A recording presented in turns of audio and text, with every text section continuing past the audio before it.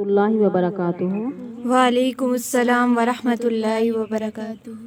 کون سا باب ہے؟ باب الزکاۃ من الاسلام۔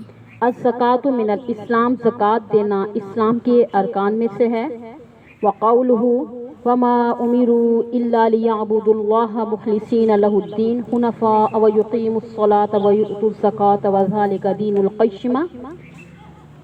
اور زکوٰۃ کے لیے اللہ تعالیٰ کا ارشاد ہے کہ انہیں اہل کتاب کو صرف یہ حکم دیا گیا ہے کہ کجروی سے بچتے رہو اور دین کو خالص اللہ کے لیے بنا کر اس کی عبادت کریں اور نماز قائم کریں اور زکوٰۃ دیں، اور یہی سیدھی راہ ہے۔ ماقبل سے ربط اور مقصود ترجمہ الباب۔ گزشتہ باب میں بتایا گیا تھا کہ اعمال سے ایمان میں زیادتی بھی ہوتی ہے اور ترک اعمال سے نقصان لازم آتا ہے۔ اب اس باب میں یہ بیان کیا گیا ہے کہ زکوٰۃ کی ادائیگی اسلام کا جز ہے، لہذا جب زکوٰۃ کی ادائیگی ہوگی تو اسلام کامل ہوگا اور ادائیگی نہیں ہوگی تو ناقص ہوگا، لہذا اس باب سے بھی امام بخاری رحمۃ اللہ علیہ مرجئیہ پہ رد فرما رہے ہیں۔ حدیث ہے حدثنا اسماعیل الآخر، ہم سے اسماعیل نے بیان کیا، میں ذرا سند سے آگے چلتی ہوں۔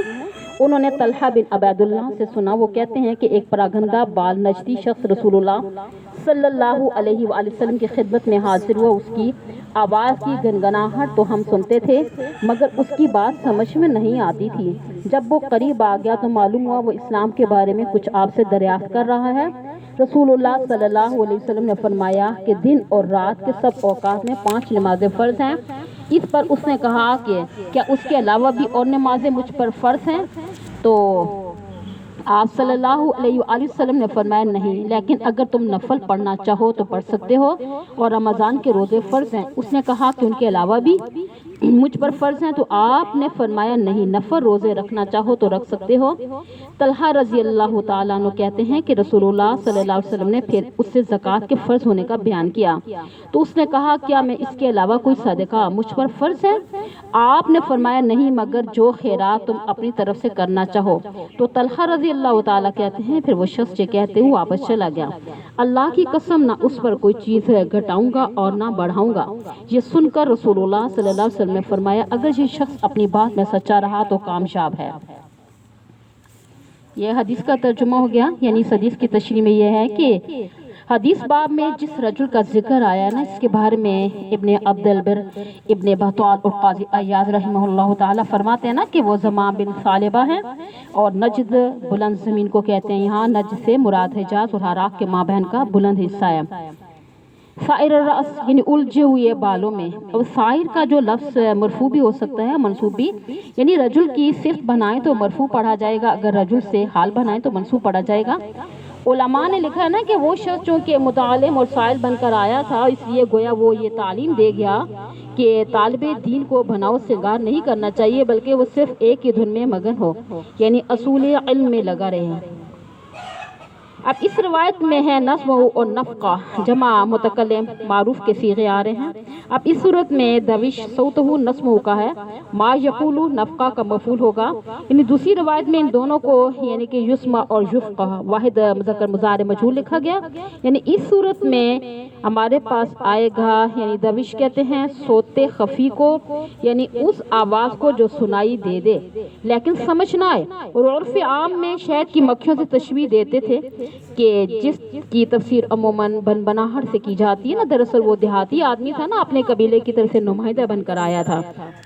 بظاہر اس شخص کو چند مخصوص سوالات پوچھنے کے لیے بھیجا گیا تھا جن کو وہ رٹتا ہوا آ رہا تھا تاکہ کوئی سوال بھول نہ جائے نا، یاد کرتا ہوا آ رہا تھا۔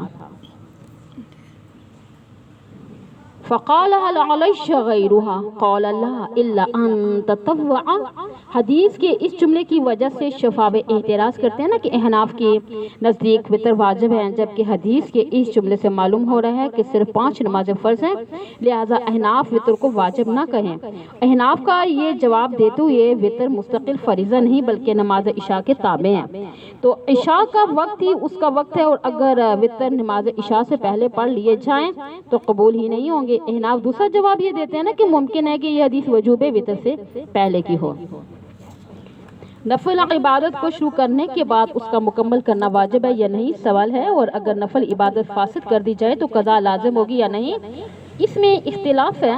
امام مالک رحمۃ اللہ علیہ کی رائے ہے نا کہ نفل عبادت کی شروع کرنے کے بعد اس کو بلا عذر عمدن توڑنا جائز نہیں. اگر کوئی شخص عمدن توڑے گا تو اس کے ذمہ قضا لازم ہوگی. البتہ نفل عبادت کی بوجہ مجبوری توڑنے کی اجازت ہے، اس کی قضا بھی نہیں ہے.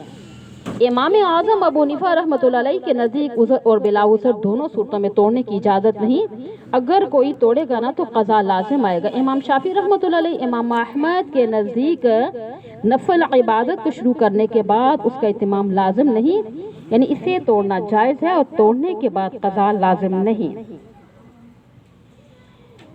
اتنی آپ کو سمجھ آئی ہے؟ جی. اچھا، اس میں میں آپ کو کچھ دلائل بتا رہی ہوں. دلائل ہے ہمارے پاس سنن نسائی میں جو آتا ہے نا، ان النبی صلی اللہ علیہ وسلم کان احیانا ینوی الصوم اتتوا ثم یفطر، یعنی بخاری شریف میں بھی آتا ہے. نمبر 2، حضرت جویریہ بنت الحارث رضی اللہ تعالیٰ عنہ کو حضور صلی اللہ علیہ وسلم نے روزہ توڑنے کا حکم فرمایا تھا جبکہ وہ جمعہ کے دن روزہ شروع کر چکی تھی.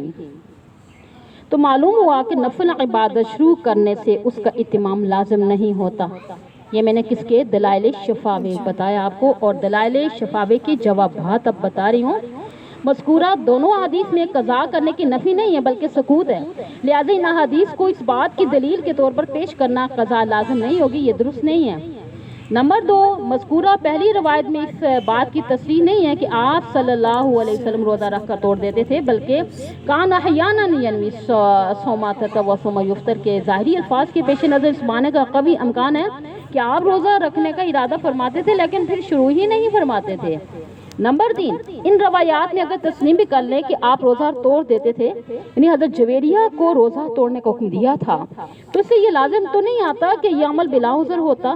عین ممکن ہے کہ آپ صلی اللہ علیہ وسلم کا روزہ توڑ دینا کسی عذر کی بنا پر ہو اور حضرت جویریہ کو روزہ توڑنے کا حکم دینا بھی کسی عذر کی وجہ سے ہو، اس لیے مذکورہ احادیث سے استدلال درست نہیں ہے.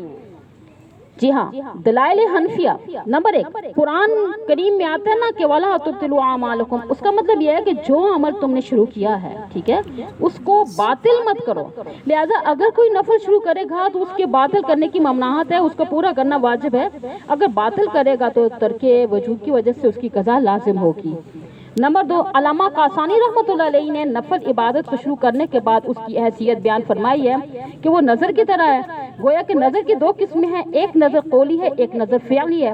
وہ فرماتے ہیں جس طرح قولی نظر کی وجہ سے نفلی عبادت لازم ہو جاتی ہے، اسی طرح اگر کسی نے عملاً اور فعلاً کسی نفل عبادت کو شروع کر دیا تو اس عبادت کا اتمام واجب ہوگا اور افساد کی صورت میں قضا لازم ہوگی.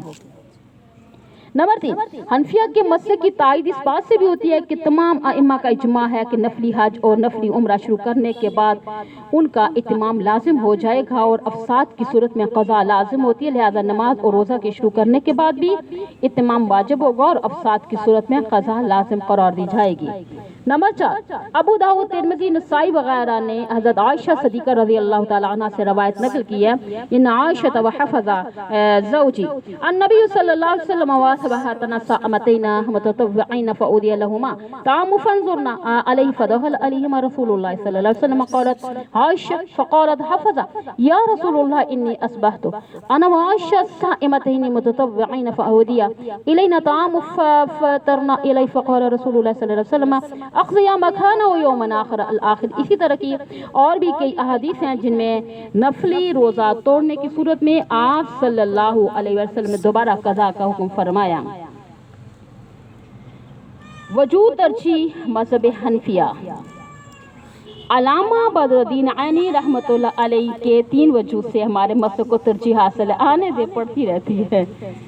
تو پہلی بات اجماع صحابہ ہے، دوسری بات یہ ہے کہ ہمارے مستدل روایات مثبت ہیں اور جبکہ ان کی مستدل روایات منفی ہیں، مثبت کو منفی پہ ترجیح حاصل ہے. تیسری بات یہ ہے کہ یہ عبادت کا معاملہ ہے، اس میں قضا کرنے سے ہی احتیاط ہوتی ہے.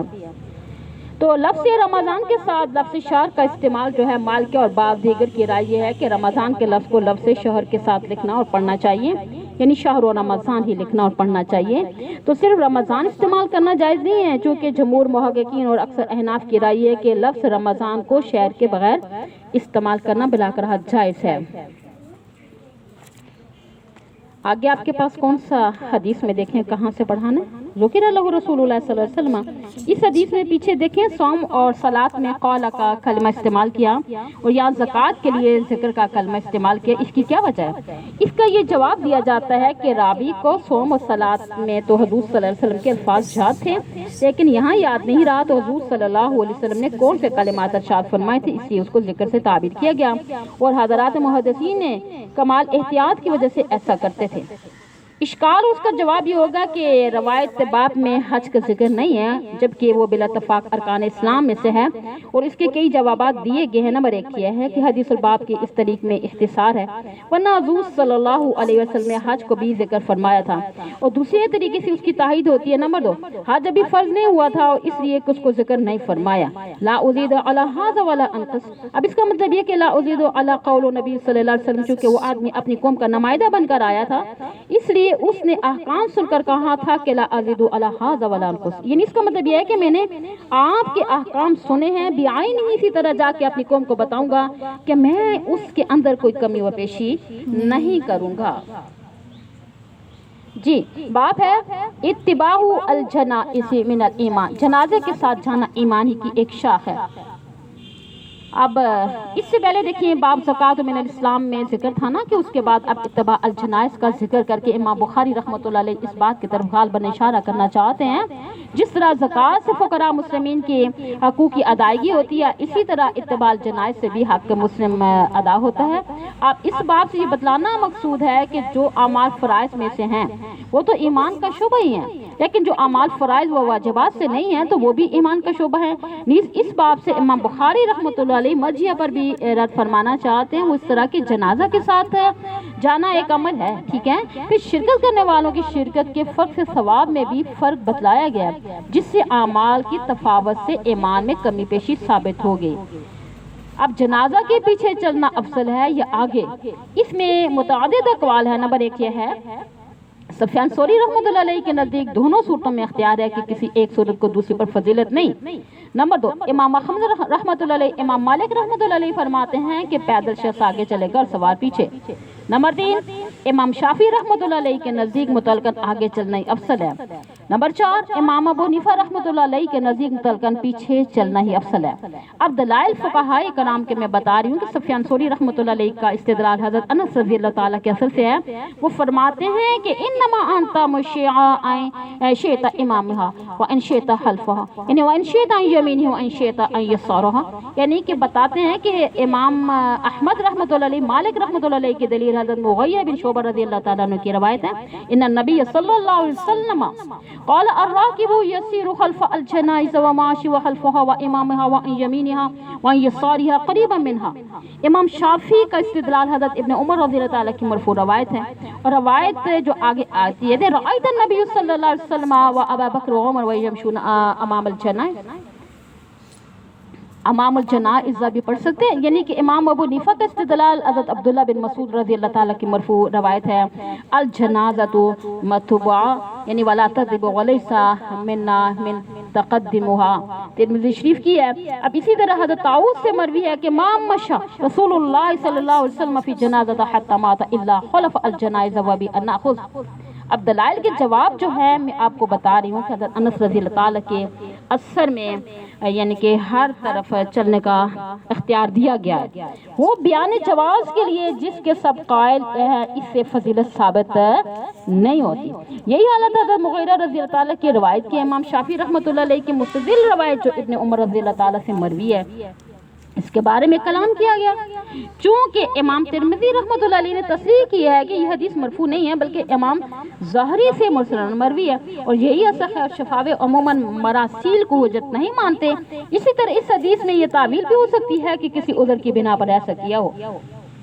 آگے ہمارے پاس حدیث حدثنا احمد بن عبداللہ الآخر، ہم سے احمد بن عبداللہ نے بیان کیا، چلتے ہیں ذرا سا آگے، وہ حضرت ابو ہریرہ سے نقل کرتے ہیں، رسول اللہ صلی اللہ علیہ وسلم نے فرمایا، جو شخص کسی مسلمان کے جنازہ کے عمرہ ایمان کی تازگی اور محض ثواب کی خاطر جائے، جب تک نماز پڑھی جائے اور لوگ اس کے دفن سے فارغ ہوں، وہ جنازے کے ساتھ ہے تو 2 قیرات ثواب کے ساتھ لوٹتا ہے، ہر قیرات احد پہاڑ کے برابر۔ جو شخص صرف اس کی نماز جنازہ پڑھ کے دفن کرنے سے پہلے واپس ہو جائے وہ ایک قرات ثواب لے کر آتا ہے۔ اس حدیث میں روح کی مطابعت عثمان موسن نے کی ہے، یعنی انہوں نے بھی اپنی سند سے یہ حدیث بیان کی ہے۔ وہ کہتے ہیں کہ ہم سے اوف نے محمد بن سرین کے واسطے سے نقل کیا، وہ حضرت ابو ہریرہ رضی اللہ تعالی سے، اور یہ رسول اللہ صلی اللہ علیہ وسلم سے اسی طرح کی روایت نقل کر رہے ہیں۔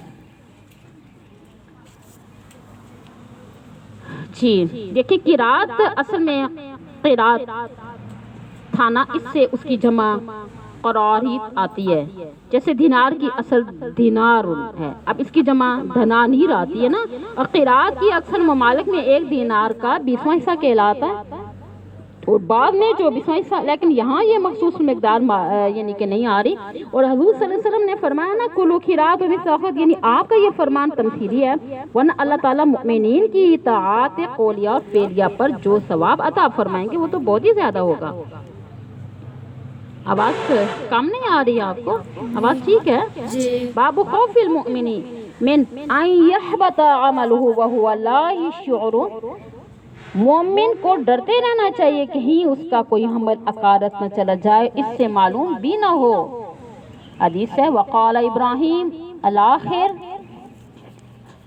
ابن ابی ملیکہ کا ارشاد ہے کہ میں نے رسول اللہ صلی اللہ علیہ وسلم کے 30 صحابہ سے ملاقات کی، ان سب کو اپنے بارے میں نفاق کا اندیشہ تھا، اور ان میں سے کوئی یہ نہیں کہتا تھا کہ میرا ایمان جبرائیل اور میکائیل کا سا ہے۔ حسن بصری سے منقول ہے کہ نفاق سے مومن ہی ڈرتا ہے، جو منافق ہوتا ہے اس کو نفاق کا کوئی خطرہ نہیں ہوتا، اور جس بات سے مومنوں کو ڈرایا جاتا ہے وہ باہمی قتال و جدال اور گناہوں پہ اصرار کرنا، پھر توبہ نہ کرنا، کیونکہ اللہ تعالیٰ فرماتا ہے کہ وہ اپنے کیے ہوئے گناہوں پر واقفیت کے بعد جمع نہیں رہے۔ یہ باب امام بخاری رحمۃ اللہ علیہ نے خاص طور پہ مرجئہ پہ رد کرنے کے لیے منعقد کیا ہے۔ وہ لوگ کہتے ہیں کہ مومن کے لیے کوئی گناہ نقصان دہ نہیں ہے۔ امام بخاری رحمۃ اللہ علیہ روایات و آثار سے ثابت فرما رہے ہیں کہ معصیت نقصان دہ ہے۔ جی ترجمۃ الباب میں امام بخاری رحمۃ اللہ علیہ نے 2 جز کیا نا، کہ ایک ہے خوف المؤمن ان یحبط عملہ، اور دوسرا جز کون سا کیا؟ وما یحذر من الاسرار، ٹھیک ہے، یعنی پہلے جز سے تو یہ بتایا نا کہ مومن کو ہمیشہ ڈرتے رہنا چاہیے، اور مرجئہ کا یہ خیال ہے لا الہ الا اللہ محمد رسول اللہ کہنے سے آدمی معصوم ہو گیا، حالانکہ یہ غلط ہے۔ اب دوسرے جز سے یہ بتلایا جا رہا ہے نا کہ معاصی پر بلا توبہ اصرار کرنا مضر ہے، جبکہ مرجئہ کہتے ہیں کہ ایمان کے ہوتے ہوئے گناہ نقصان دہ نہیں، جو کہ سراسر غلط ہے۔ آگے چلتے ہیں۔ وقال ابراہیم تیمی رحمۃ اللہ علیہ، امام بخاری رحمۃ اللہ علیہ تیمی رحمۃ اللہ علیہ کے قول سے ترجمہ کے پہلے جز کی تائید کر رہے ہیں۔ اب اس قول سے مکذبن کو بصیغہ اسم فاعل اور بصیغہ اسم مفعول اور دونوں طرح نقل کیا گیا۔ اگر اسم فاعل کا صیغہ لیا جائے تو مطلب ہوگا جب بھی میں اپنے قول اور فعل کا موازنہ کرتا ہوں تو مجھے ڈر ہوتا ہے کہ میں خود اپنے عمل سے اپنے قول کی تکذیب کرنے والا نہ بن جاؤں، اور اگر مکذبن اسم مفعول کا صیغہ لیا جائے تو مطلب ہوگا کہ میں ڈرتا ہوں اللہ سے یا لوگوں سے کہ وہ میری تکذیب نہ کریں، کیونکہ جب عمل قول کے مخالف ہوگا تو عمل دیکھ کر لوگ جھوٹا کہیں گے۔ وقال ابن ابی ملیکہ، ابن ابی ملیکہ رحمۃ اللہ علیہ کس قول سے بھی ترجمہ کی پہلے جز کی تائید ہو رہی ہے کہ حضرت فرماتے ہیں نا کہ میں 30 صحابہ کرام رضی اللہ تعالیٰ عنہ سے مل چکا ہوں، سب کے سب اپنے بارے میں نفاق سے خائف تھے۔ اب ان میں سے کوئی بھی نہیں کہتا تھا کہ اس کا ایمان جبرائیل علیہ السلام اور میکائیل علیہ السلام کے ایمان کے مثل ہے، اور بعض حضرات کہتے ہیں اس جملے کو نقل کرنے سے امام بخاری کا مقصود امام ابو حنیفہ پر تعریض ہے، کیونکہ امام ابو حنیفہ سے منقول ہے نا ایمانی، یہ ایمانی جبرائیل، لیکن یہ بات بخاری شریف کے معروف شارحین نبی کرمانی عین ابن اجر قسطلانی رحمہ اللہ تعالی نے ذکر کیا ہے، لہذا یہ کہنا ہے کہ اس سے امام ابو حنیفہ پر تعریض مقصود ہے درست معلوم نہیں ہوتا۔ اگر مان بھی لیا جائے امام ابو حنیفہ پر اس سے رد کر ہیں تو ہم جواب دیں گے کہ امام بخاری رحمۃ اللہ علیہ نے امام اعظم ابو حنیفہ کے مقولہ کا مطلب ہی نہیں سمجھا، کیونکہ امام اعظم نے فرمایا ایمانی کا ایمان جبرائیل ولا اقول ایمان مثل ایمان جبرائیل، اور قاعدہ ہے کہ کاف سے تشبیہ ذات کے اندر دی جاتی ہے اور مثل کے ساتھ تشبیہ دی جاتی ہے صفات کے اندر۔ تو امام صاحب جو تھے نا ایمان میں تو اپنے ایمان کو جبرائیل سے تشبیہ دے رہے ہیں اور صفات میں برابری کی نفی کر رہے ہیں، لہذا ابن ابی ملیکہ رحمۃ اللہ علیہ کا قول امام اعظم رحمۃ اللہ علیہ کے خلاف نہیں ہوگا۔ ویذکر عن الحسن، حضرت حسن بصری سے منقول ہے کہ نفاق سے مومن ہی ڈرتا ہے اور منافق تو ہمہ وقت مطمئن رہتا ہے۔ اور حضرت حسن کے اس قول سے بھی ترجمہ کے جزء اول کی تائید کرنا مقصود ہے۔ حضرت حسن کے قول کو صیغہ تمریض سے نقل کرنے کی کیا وجہ ہے؟ ابن حجر رحمۃ اللہ علیہ فرماتے ہیں نا کہ سند میں جعفر بن سلیمان چونکہ کمزور یعنی کہ راوی ہے نا، اس سے صیغہ جزم استعمال نہیں کیا گیا بلکہ صیغہ تمریض استعمال فرمایا۔ اور حافظ صاحب اس کا دوسرا جواب یہ بھی دیتے ہیں کہ جب امام بخاری روایت بلفظ نہ لائے ہوں، بالمعنی لائے ہوں یا اختصار کے ساتھ لائے ہوں تو وہاں بھی صیغہ تمریض لاتے ہیں۔ وما یحصل من الاسرار الآخر، یہاں سے دیکھتے ہیں ان چیزوں کا بیان جن سے مومن کو اجتناب کرنا چاہیے، مثلا باہمی جنگ و جدال اور گناہوں پہ توبہ کے بغیر اصرار کرنا اللہ تعالیٰ کا ارشاد ہے۔ مومن کی شان یہ ہے کہ وہ لوگ جان بوجھ کر گناہوں پہ اصرار نہیں کرتے۔ یہ ترجمہ الباب کا دوسرا جز ہے۔ اس ترجمہ کی اس بات کے لیے آیت نقل فرمائی ہے۔ حدثنا محمد بن الآخر، ہم سے محمد بن عرورہ نے بیان کیا، شعبہ نے وہ زبیر سے نقل کرتے ہیں، وہ کہتے ہیں کہ میں نے ابو وائل سے فرقہ مرجیہ کے عقیدے کے بارے میں دریافت کیا تو کہنے لگے مجھ سے عبداللہ بن مسعود رضی اللہ تعالیٰ نے بیان کیا رسول اللہ صلی اللہ علیہ وآلہ وسلم کا ارشاد ہے کہ مسلمان کو گالی دینا فسق ہے، اس کو قتل کرنا کفر ہے۔ اب زبید کہتے ہیں نا کہ میں نے ابو وائل سے مرجیہ کے بارے میں پوچھا، یعنی یہ پوچھا کہ مرجیہ کا جو یہ خیال ہے کہ ایمان کے ہوتے ہوئے معاصی اور ترک عمل نقصان دہ نہیں ہے، صحیح ہے یا نہیں ہے، بجائے اس کے کہ وہ ابو وائل اپنی طرف سے جواب دیتے ہیں کہ حضرت ابن مسعود رضی اللہ تعالیٰ کے حوالے سے حضور صلی اللہ علیہ وسلم کی ایک حدیث نقل کر دی گئی ہے جو بیک وقت دعویٰ بھی ہے اور دلیل بھی، یعنی کہ مرجیہ کا مذہب باطل ہے، اس لیے نبی اکرم صلی اللہ علیہ وسلم سباب کو فسق اور قتال کو کفر قرار دے رہے ہیں۔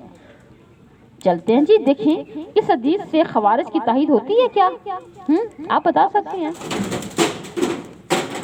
اب اس حدیث کے ظاہر سے خوارج نے استدلال کر کے کہا نا کہ گناہ کبیرہ یعنی قتال مسلم کے ارتکاب پہ حدیث میں کفر کا اطلاق کیا گیا ہے، لہذا معلوم ہوا کہ گناہ کبیرہ کے ارتکاب سے آدمی ایمان سے خارج ہو جاتا ہے اور کفر میں داخل ہو جاتا ہے۔ تو ہم خوارج کو یعنی کہ الزامی جواب یہ دیتے ہیں نا کہ اگر گناہ کبیرہ کا ارتکاب موجب تکفیر ہوتا تو آپ صلی اللہ علیہ وسلم نے اس حدیث میں سباب المسلم و فسوق کو کیوں فرمایا، حالانکہ سب مسلم تو گناہ کبیرہ ہے، سب مسلم بھی تو، اب اس کو کفر کیوں نہیں کہا؟ تو ہم اس کا تحقیقی جواب یہ دیتے ہیں کہ قتال و کفر یہ اپنے ظاہری پر مقبول نہیں ہے، لہذا اس میں تعویل کی جائے گی کہ اس کی سب سے بہتر تعویل یہ ہے کہ اس سے کفر اصلی مراد نہیں بلکہ کفر عملی مراد ہے۔ اخبرنا قتیبہ بن سعید حدثنا اسماعیل بن جعفر، حضرت انس سے روایت کرتے ہیں، وہ کہتے ہیں کہ مجھے حضرت عبادہ بن صامت نے بتلایا کہ ایک بار رسول اللہ صلی اللہ علیہ وسلم شب قدر کے متعلق بتانے کے لیے باہر تشریف لائے اور اتنے میں آپ نے دیکھا کہ دو مسلمان آپس میں تکرار کر رہے ہیں اور آپ نے فرمایا کہ میں اس لیے نکلا تھا کہ تمہیں شب قدر کے متعلق بتلاؤں، لیکن یہ باہر لڑے اس لیے کہ ان کی خبر اٹھا لی گئی، یہ شاید کہ تمہارے لیے بہتر ہو۔ آگے چلتے ہیں، اب اسے رمضان کی 27ویں 29ویں 25ویں رات میں تلاش کرو۔ حدیث کی تشریح یوں ہے کہ دیکھیے حدیث پاک کا مطلب ہے نا کہ نبی صلی اللہ علیہ وسلم لیلۃ القدر کو متعین طور پہ بتلانے کے لیے تشریف لا رہے تھے اور دیکھا کہ دو شخص زور زور سے بول رہے تھے، تو آپ نے فرمایا کہ میں تمہیں لیلۃ القدر کی تعین کے بارے میں بتانے کے لیے نکلا تھا، فلاں فلاں جگہ رہے ہیں اور لیلۃ القدر کی تعین اٹھائی گئی ہے۔ اب روافض کا کہنا ہے نا کہ روافض کون ہے؟ روافض شیعہ، ہاں جی، لیلۃ القدر کی ذات اٹھائی گئی ہے، یعنی اب لیلۃ القدر کا کوئی وجود نہیں ہے، لیکن روافض کی یہ بات بالکل غلط ہے کہ اگر لیلۃ القدر کی ذات اٹھائی گئی ہوتی تو پھر نبی اکرم صلی اللہ علیہ وسلم نے عسیٰ ان یکون خیر لکم کیوں فرمایا، پھر یہ ارشاد کیوں فرمایا کہ یعنی 25ویں شب 27ویں شب 29ویں شب میں اس کو تلاش کرو۔ اب اس دوسری حدیث کا تعلق ترجمہ کے پہلے جز سے ہے اور پہلی حدیث کا تعلق ترجمہ کے دوسرے جز سے ہے۔ تو باپ ہے ہمارے پاس سؤال جبرائیل النبی صلی اللہ علیہ وسلم عن الایمان والاسلام والاحسان وعلم الساعة، جبرائیل علیہ السلام کا رسول اللہ صلی اللہ علیہ وسلم سے ایمان، اسلام، احسان، علم القیامہ کے بارے میں سوال کرنا، व बयान नबी सल्लल्लाहु अलैहि वसल्लम लहू सुम्मा क़ाला जाअ जिब्रील अलैहिस्सलाम युअल्लिमुकुम दीनकुम फजअल ज़ालिकुम कुल्लुहु दीना व मा बशरा नबी सल्लल्लाहु अलैहि वसल्लम ली वफ्ती अब्दुल कैस मिन ईमान क़ौलु तआला व मन यब्तगि गैर इस्लाम दीनन फलन युक़बल मिन्हु। इसके जवाब में नबी अकरम सल्लल्लाहु अलैहि वसल्लम का शाद है। फिर इस रवायत में रसूलुल्लाह सल्लल्लाहु अलैहि वसल्लम ने फरमाया जिब्राइल तुम्हें इन सहाबा को तुम्हारा दीन सिखलाने के लिए आए थे, तो गोया आपने इन तमाम बातों को दीन ही करार दिया। जो बातें ईमान की आपने अब्दुल कैस के वफ़द फरमाई, अल्लाह ताला का ये कौल कि जो कोई इस्लाम के सवा कोई दूसरा दीन इख्तियार करे तो हरगिज़ कबूल नहीं होगा। इस बाब का मंशा ये इस्लाम और दीन के अल्फाज मुतरादिफ है और इस्लाम से मुराद दीन और दीन से इस्लाम मुराद होता है। इसी तरह ये कि इस्लाम और ईमान कभी एक दूसरे के हममाना होते हैं। अब अगर हम माना होते हैं तो फिर देखते हैं वह बयान नबी सल्लल्लाहु अलैहि वसल्लम लहू। तरस रोकें।